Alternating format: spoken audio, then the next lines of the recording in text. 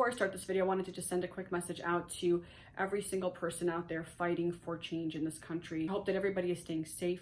I hope that you are taking care of your mental health, and I hope that my platform can serve as an opportunity for you to do that. Hopefully, everything that I do will just give you some form of escape, if only to remember that you have to factor in the relationships in your life, and most of all, the one with yourself. Our mental health is the most important thing. You cannot go anywhere. You cannot tackle any change if this is not in a good place. So I hope that my platform can serve as that, a platform where you could get information you need or just get a laugh, whatever it is that gets you through your day, to remember to take a moment for you. I love you guys, and without further ado, let's get into today's episode. Mwah. Hi, my name is Faiza Ramouni, and today I'm going to help you stage your virginity.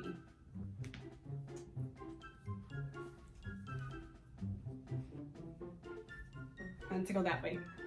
Hello penguins, and welcome back to my channel, which I haven't been on in a very fucking long time. So welcome back. For anybody who's new, hello, welcome to the club, you know.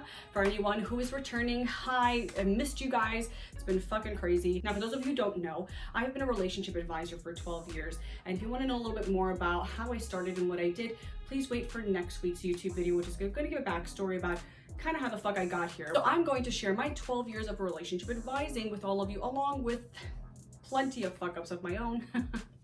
Like, you know, just because you can advise people doesn't mean you don't fuck up yourself all the time, like just yesterday, you know. But we go through journeys in order to grow, right? Why? Because we suffer into wisdom, right, folks? Yeah. So let's get straight into today's episode, because I'm sure there's a lot of vages who really need this information so that they can make their partners extremely happy. Those of you who know my journey, you know that I started dating when I was 28 years old, and that was because as a Muslim is close, you know, short for Muslim, Arab, get it, Muslim? I know, it's amazing, I tell you all of these things, you know? At that time, I was still a verified V, or what you would know as a virgin, right? Or as Arabs call it, a virgin, you know? There is always a version of the story, or a virgin in the story, losing her virginness. It's crazy. So I gave my V card willingly to my ex, and after we were done shish kebabbing, you know, having sex, he asked me to scoot over on the bed to check and to make sure that I was actually a virgin. And what he needed to check for was that there was blood on the bed.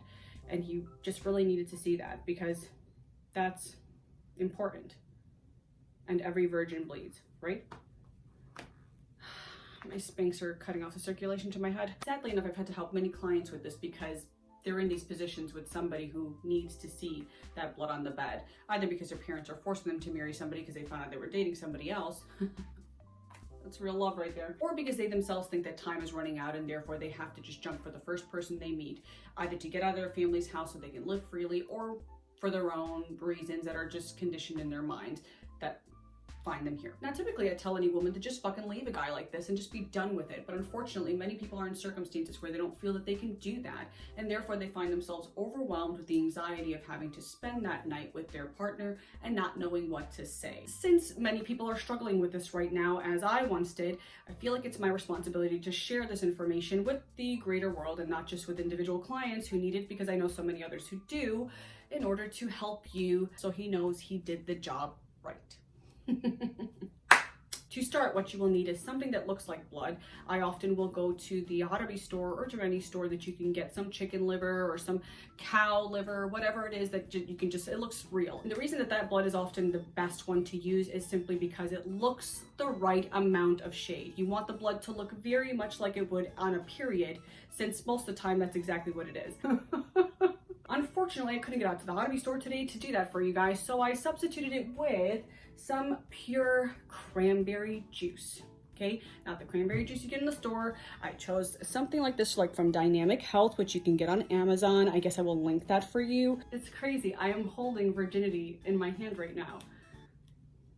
It's a crazy thing. And next, you would grab a hefty Ziploc bag. You want to make sure that that shit is tight, especially if you're going to be using chicken liver, a lamb liver. You want to make sure that it's something strong enough. Next, what you're going to do is take the Ziploc bag, open it up, okay?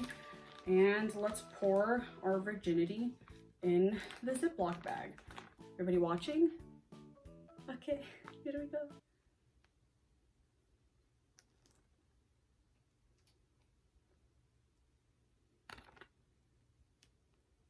Gonna need everything we can get. Zip it up. There we are. Guys, here it is. Instant virgin.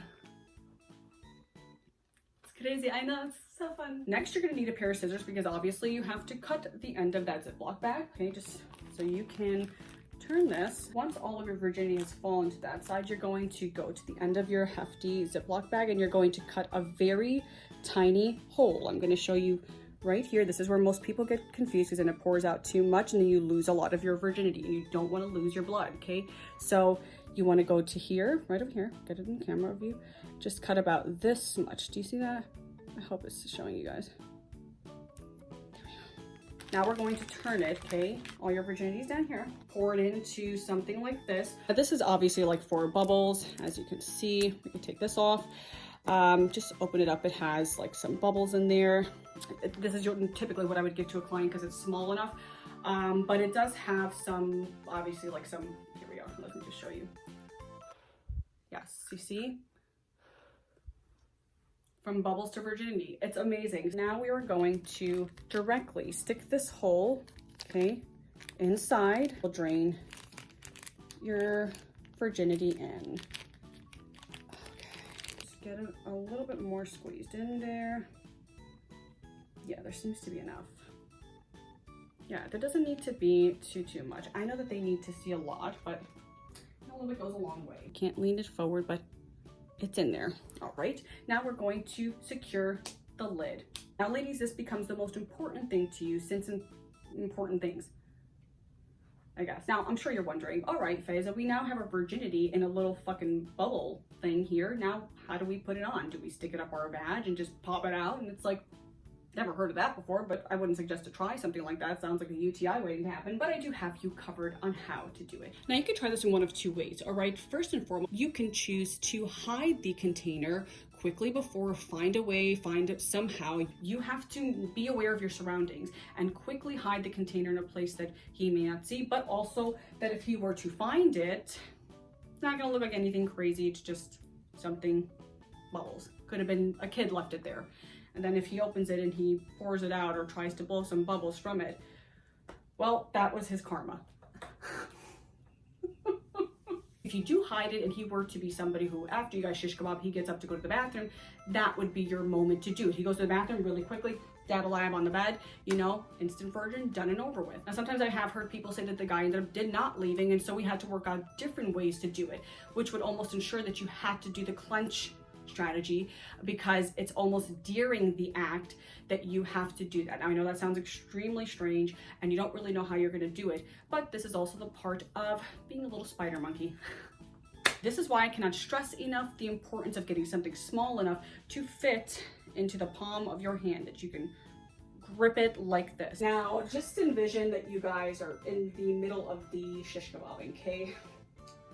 I'm sorry, ancestors. So you're here, okay, you have this, right?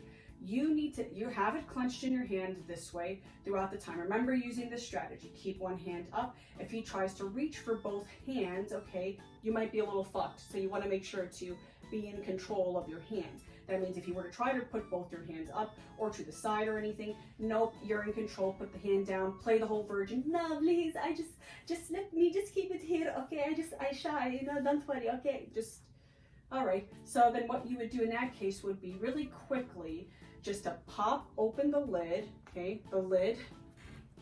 I want to show you how easy it is to open this lid. Very easy. It's very, very easy, okay? You would pop open the lid, have your virginity in your hand. You're covering it, okay? Once you take the cap off, you take the cap off. Let me show you this again up front.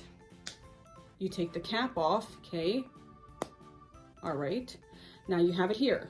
You got to practice this a couple times, guys. So you pop it off, okay? Now you don't have to worry too much about sound. Make sure to just try to aim for a place, the carpet or something. If you ended up being like on marble or wood flooring or something like that, I would say just to try to put it on the side of the bed. You know, just aim for that.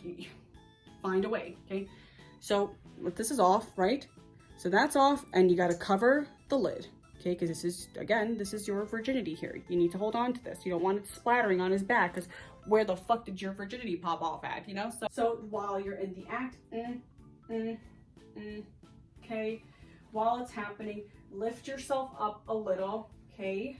Lift yourself up really quickly, put it quickly on, okay? Just adjust like you're adjusting, back up, okay? Now, let me show you what's there. Let me show you, hold on guys, I gotta take you off of here to show you, okay? Here we are, boom, the blood of bloods. And there we are, instant virgin.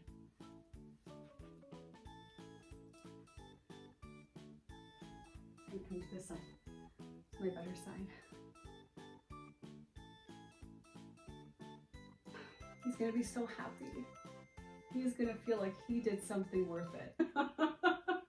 Now, of course, ladies, you know, any man who needs to see this is not a man worth keeping. Yep, not worth dating, not worth getting engaged to, marrying, nothing. This cultural need for a woman to bleed in order to show her virtue and morality and modesty is just absolute bullshit. And it's just used to mind fuck you into thinking you need to do things like this just to be seen as a good woman.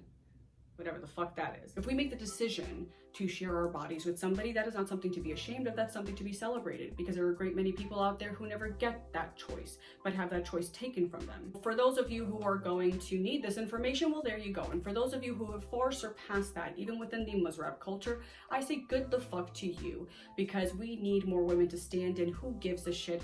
Our V cards do not define us, just as it clearly does not define the men. Because, you know, nobody really seems to care about when a guy is not a virgin. Although I might take this opportunity to make something very clear to Muslim men.